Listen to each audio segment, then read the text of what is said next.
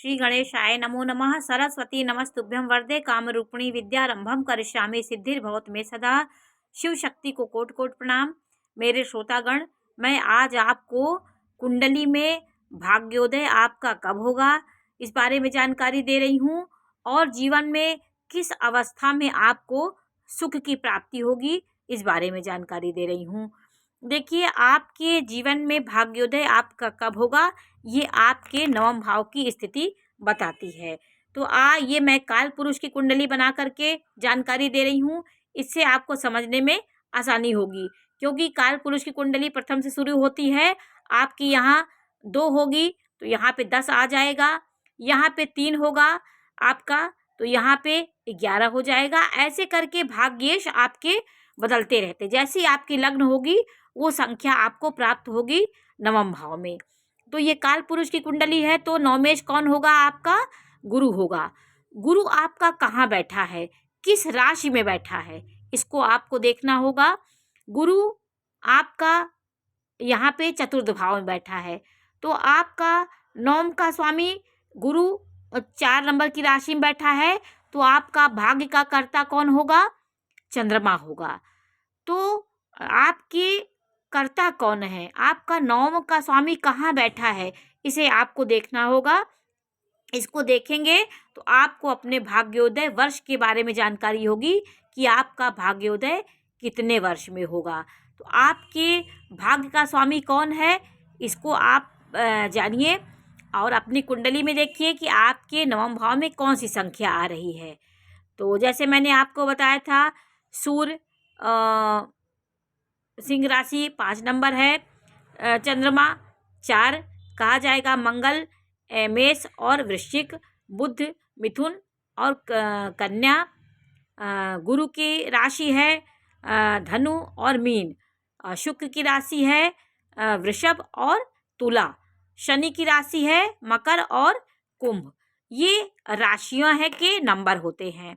आपको नंबर जरूर जानने की ज़रूरत होती। गुरु के कितने नंबर होते, गुरु की कौन सी राशि होती? धनु मीन होती है, शुक्र की वृषभ और तुला होती है, शुक्र इनके स्वामी होते हैं, शनि की मकर और कुंभ होती है, चंद्रमा की 1 राशि होती है, सूर्य की 1 राशि होती है, बुध की 2 राशियां होती हैं, 3 मिथुन राशि और कन्या राशि, मंगल की भी 2 राशि होती है, 1 मेष राशि और वृश्चिक राशि।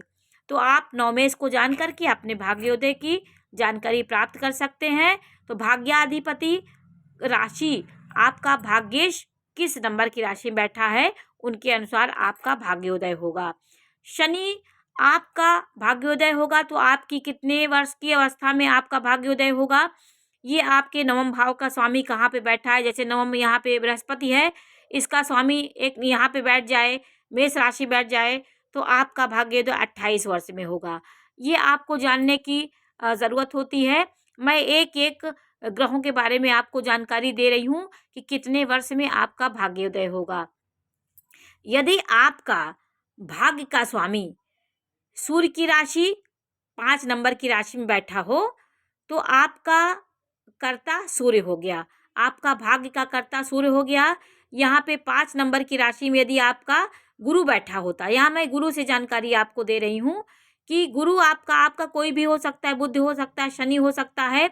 यदि आपका भाग्येश सूर्य की राशि मेष वो सिंह राशि में बैठा हो, तो आपका भाग्योदय 22 वर्ष में हो जाएगा। 22वें वर्ष में आप कोई अच्छा काम करेंगे, कोई भाग्योदय कारक आप कार्य शुरुआत करेंगे, आपका भाग्योदय होगा। तो ये भाग्योदय वर्ष होता है।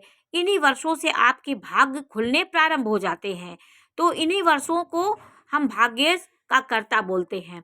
यदि नवम भाव का स्वामी चंद्रमा की राशि में बैठा हो, 4 नंबर की राशि में बैठा हो, तो आपका भाग्योदय 24 वर्ष में होगा। जैसे यहाँ पे दिखाया गया है कि नवम भाव का स्वामी गुरु है, वो 4 नंबर की राशि में बैठा है और केंद्र में बैठा है, तो केंद्र त्रिकोण का एक राजयोग प्राप्त हो गया और यहाँ पे 24 वर्ष में आपका भाग्योदय प्रारंभ हो जाता है।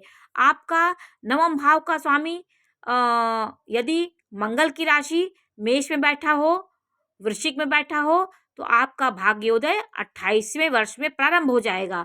आपका भाग्योदय शुरुआत हो जाएगा, भाग्य की वृद्धि होने लगेगी। आपका नवम का स्वामी बुध की राशि में 3 नंबर की राशि में 6 नंबर की राशि में बैठा हो तो आपका भाग्योदय 32 वर्ष में प्रारंभ हो जाएगा। 32वें वर्ष से भाग्योदय आपका शुरू हो जाएगा। आपका नवम का स्वामी गुरु की राशि में बैठा हो, जैसे 9 नंबर की राशि में बैठा हो, 12 नंबर की राशि में बैठा हो, तो आपका भाग्योदय 16वां वर्ष में आपका भाग्योदय प्रारंभ हो जाएगा। क्योंकि आपका भाग्योदय भाग्य का कारक कर्ता आपके गुरु होंगे। गुरु कर्ता होंगे तो आपका जल्दी भाग्योदय होगा। यदि आपका नवम भाव का स्वामी शुक्र की राशि में 2 नंबर की राशि में 7 नंबर की राशि में बैठा है तो आपका भाग्योदय 25 वर्ष में हो जाएगा। आपके भाग्योदय का शुरुआत 25वें वर्ष में हो जाएगी। शनि यदि आपका भाग्य का कारक है, जैसे आपका यहाँ भाग्य कोई भी हो, 6 नंबर बुध हो भाग्य, यहाँ पे तो गुरु है, तो गुरु अगर 10 और 11 नंबर की राशि में गुरु होगा तो भाग्योदय आपका यहाँ पे शनि की राशि में होगा तो भाग्योदय 36 वर्ष में होगा। 36वें या 35वें वर्ष में आपका भाग्योदय शुरू हो जाएगा। क्योंकि शनि मंदगामी ग्रह है तो आपके मध्य भाग में आपका भाग्योदय कराएगा। एक बार मैं आपको फिर से जानकारी दे रही हूँ कि सूर्य यदि आपका कर्ता है, आपका नवम का स्वामी सूर्य है, नवम का स्वामी सूर्य की राशि में सिंह में बैठा है तो 22वें वर्ष में आपका भाग्योदय होगा। चंद्रमा की राशि में आपका नवमेश बैठा है तो 24वें वर्ष में आपका भाग्योदय होगा। आपका नवमेश मंगल की राशि 1 और 8 में बैठा है तो 28वें वर्ष में आपका भाग्योदय होगा। आपका नवम का स्वामी बुध की राशि 3 और 6 नंबर की राशि में बैठा है तो 32वें वर्ष में आपका भाग्योदय होगा। आपका नवम का स्वामी गुरु की राशि में 9 और 12 नंबर की राशि में बैठा हो तो 16वें वर्ष में आपका भाग्योदय प्रारंभ हो जाएगा। आपका नवमेश शुक्र की राशि 2 और 7 में बैठा हो तो 25वें वर्ष में आपका भाग्योदय शुरू हो जाएगा, प्रारंभ हो जाएगा। भाग्य का द्वार खुलने लगेगा आपके। और आपका यदि 10 नंबर की राशि और 11 नंबर की राशि में नवमेश बैठा हो नवम का स्वामी तो 36वें वर्ष में आपका भाग्योदय शुरुआत होगी। इन अवस्थाओं में आपका इन वर्षों में आपका भाग्योदय प्रारंभ हो जाएगा। यदि ये ग्रह पापी ग्रहों से आक्रांत है, पापी ग्रहों के साथ है, नवमेश का स्वामी नवम जहाँ बैठा हो, नवम का स्वामी जहाँ बैठा हो, नवमेश जहाँ बैठा हो, उसका अधिपति यदि पापी ग्रहों से आक्रांत है, पापी ग्रहों से ओतप्रोत है, तो संघर्षों के साथ आपकी उन्नति होगी। आपके जीवन में आपको नाना प्रकार के संघर्ष करने पड़ेंगे। तो ये आपकी भाग्य का कर्ता, आपके नवम का स्वामी किस राशि बैठा वो आपका भाग्य का कर्ता होगा। तो मैंने आपको ये बताया कि सूर्य, चंद्रमा, मंगल, बुध, गुरु, शुक्र ये आपके कर्ता हो सकते हैं। नवम का स्वामी किस ग्रह के साथ बैठा है, किस राशि में बैठा है, आपका कर्ता होगा। कभी कभी आपका होता है नवमेश नवम भाव में ही बैठा है तो आपका कर्ता वही होगा। जैसे नवम का यहाँ पे गुरु बैठा होता तो आपका 16वें वर्ष में भाग्योदय शुरुआत होगी। आप इतने टैलेंट होंगे कि 16वें वर्ष में कोई ऐसा उन्नति करेंगे, कोई ऐसा काम करेंगे जिससे आपकी उन्नति हो जाए। ये हमारे ग्रह बताते हैं। बुध यदि पापी ग्रहों के साथ ना हो, अशुभ ग्रहों से के साथ हो, शुभ ग्रहों की दृष्टि हो तो बुध नैसर्गिक शुभ हो जाता है, शुभ ग्रह हो जाता है। यदि पापी ग्रहों के साथ बैठा है तो ये पापी हो जाता है। ये बुध का कार्य स्वभाव होता है कि जिस ग्रह के साथ होता है उस ग्रह के जैसा अपने को बना लेता है। तो मैं अब आपको जानकारी दे रही हूँ कि आपके जीवन का कौन सा खंड, कौन सा अवस्था आपको सुख देगी। ये आपके 12 भावों को हम 3 भागों में विभक्त करते हैं। तो ये खंड हो गए, प्रथम खंड, द्वितीय खंड, तृतीय खंड। तो किस अवस्था में आपको सुख की प्राप्ति होगी ये भी मैं आपको जानकारी दे रही हूँ कि आपके प्रथम से लेकर के चौथे भाव तक ये प्रथम खंड होता है। ये जीवन का प्रारंभिक काल होता है। जैसे आपके जन्म से लेकर 15 वर्ष तक की अवस्था आपकी प्रथम खंड में आ जाती है। 15-20 साल की अवस्था जो भी आपकी प्रारंभिक अवस्था जो आपकी होती है, जैसे प्रारंभिक पढ़ाई आप करते हैं, 8 तक की जो अवस्था आपकी होती है, 8 क्लास तक आप पढ़ते हैं, तो यदि प्रथम खंड आपका शुभ है, शुभ ग्रह इसमें बैठे हैं, प्रथम में शुभ ग्रह बैठे हो, द्वितीय में बैठे हो, तृतीय में बैठे हो, चतुर्थ बैठे हो, तो आपका जीवन का प्रारंभिक अवस्था आपकी बहुत सुखमय बीतेगी। सुख की अवस्था उस समय आपकी मिलेगी। कभी कभी आप देखते हैं कोई बच्चा जीवन के प्रारंभिक अवस्था में राज सुख प्राप्त करता है, बहुत नाना प्रकार के सुखों से भरा होता है, लेकिन जैसे ही वो युवावस्था पहुंचता है, कभी माता पिता की मृत्यु हो गई, कभी जीवन के नाना संकट उसके जीवन में आ जाते हैं। तो यदि आपका दूसरा भाव पहला खंड अच्छा है तो पहली अवस्था आपकी बहुत सुखमय बीतेगी। द्वितीय अवस्था कब होगी? 5 से लेकर के 8 तक के भाव में यदि शुभ ग्रह बैठे हों, 7वें में शुभ ग्रह बैठे हों, 6वें में या 5वें में शुभ ग्रह बैठे हों, तो जीवन का मध्यकाल आपका बहुत सुखमय बीतने वाला है। आपके जीवन का युवा अवस्था से ले बहुत आनंदित जीवन व्यतीत करेंगे आप। यदि यहाँ पापी ग्रह बैठे हों, अशुभ ग्रह बैठे हों, तो जीवन में नाना प्रकार के संघर्ष और परेशानियों का आपको सामना करना पड़ता है। शुभ ग्रह बैठे हों तो आपकी मध्य अवस्था में आपको सुख की प्राप्ति होती है। जीवन का अंतिम खंड कौन होगा? 3 खंड में हम 12 भाव को बांटे हैं, तो 9 से लेकर 12 तक ये तृतीय खंड हो गया। तो 12 से लेकर के 9 से लेकर 12 तक जो खंड होगा, उसमें यदि शुभ ग्रह बैठे हो, जैसे 10वें में शुभ ग्रह बैठे हो, 9वें में बैठे हों, 11वें में बैठे हो, 12वें में बैठे हों, तो जीवन का अंतिम अवस्था आपकी सुखमय बीतेगी। जीवन का अंतिम काल आपका सुखों में बीतेगा। इसी प्रकार कुंडली में 3 खंडों में हम 12 भावों को बांट करके ये जानकारी प्राप्त करते हैं कि आपकी कौन सी अवस्था आपके लिए अच्छी होगी। तो कुंडली देख करके आप ये बता सकते हैं कि कौन सा अवस्था आपकी अच्छी होगी। जैसे आपकी प्रारंभिक अवस्था अच्छी बीत गई, तो आप ज्योतिष हैं, जातक को बता सकते हैं कि आपकी जो युवा अवस्था आएगी, मध्यम काल आपका कुछ कष्टों में बीतेगा। और यदि मध्यकाल अच्छा खराब हुआ तो आप ये भी बता सकते हैं कि आपकी वृद्धावस्था बहुत अच्छी बीतेगी।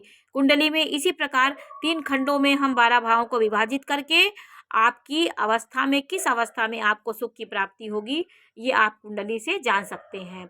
आपके ग्रह उच्च के होने चाहिए। यदि उच्च के ग्रह हैं तो बहुत अच्छी सफलता आपको मिलती है, और केंद्र में अच्छे ग्रह बैठे हों तो प्रथम अवस्था आप जन्म से ही बहुत टैलेंटेड और माइंडेड जातक होंगे। दिमाग आपका अच्छा होगा, क्योंकि लग्न से ही शुरुआत आपकी अच्छी की शुरुआत हो जाती है। तो आप कि ये ग्रह आपके सुखों को बताते हैं कि आप किस प्रकार का सुख प्राप्त करेंगे। तो मैंने आज आपको भाग्य की कर्ता के बारे में जानकारी दी कि आपका नवमाधिपति, नवम का स्वामी किस राशि में बैठा है और किस वर्ष में आपकी भाग्योन्नति होगी। लेकिन आपको ये ध्यान देना है कि नवमाधिपति, नवम का स्वामी यदि किस राशि में बैठा हो तो वो उच्च का होना चाहिए, शुभ ग्रहों से दृष्ट है, तो निश्चित वर्ष में आपकी भाग्योन्नति होती है। एक बार मैं फिर आपको जानकारी दे रही हूँ। सूर्य यदि आपका भाग्य का करता है, यदि नवम का स्वामी आपका सिंह राशि में बैठा है, इस नंबर की राशि में, तो आपका सूर्य भाग्य का करता हुआ आपका 22वें वर्ष में आपकी उन्नति प्रारंभ हो जाएगी। आपका नवम का स्वामी यदि 4 नंबर की राशि में बैठा है तो 24वें वर्ष में आपकी भाग्योन्नति प्रारंभ हो जाएगी। आपका नवाधिपति 1 और 8 नंबर की राशि में बैठा है तो 28वें वर्ष में आपकी भाग्योन्नति होती है। आपका नवमाधिपति बुध की राशि 3 और 6 नंबर की राशि में बैठा है तो आपका भाग्योन्नति 32वें वर्ष में प्रारंभ हो जाएगी।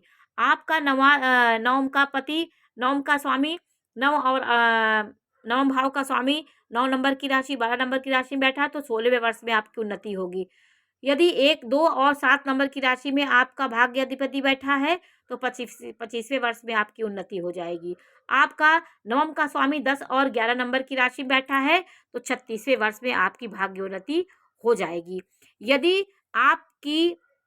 आपका नवमाधिपति आपका केंद्र त्रिकोण में बैठा हो, किस राशि में बैठा हो, तो ये आपको बहुत जल्दी इसका फल प्राप्त हो जाए, क्योंकि केंद्र और त्रिकोण का एक राजयोग भी आपको मिल जाता है, तो आपको भाग्योन्नति आपकी उस वर्ष निश्चित होती है। ये ज्योतिष रत्नाकर में ये बताया गया है, ये सूत्र हैं। आपको ये समझने से आपको किसी के बारे में आप बता सकते हैं कि आपका कौन सा अवस्था अच्छी होगी। तो आज मैंने आपको भाग्य की कर्ता के बारे में जानकारी दी और कौन सा अवस्था आपको सुखमय व्यतीत होगी इस बारे में जानकारी दी। ये जानकारी आपको कैसी लगी हमें अवश्य बताइए। चैनल को लाइक करिए, सब्सक्राइब करिए। मैं इसी प्रकार की जानकारी देती रहूँगी। नमस्कार।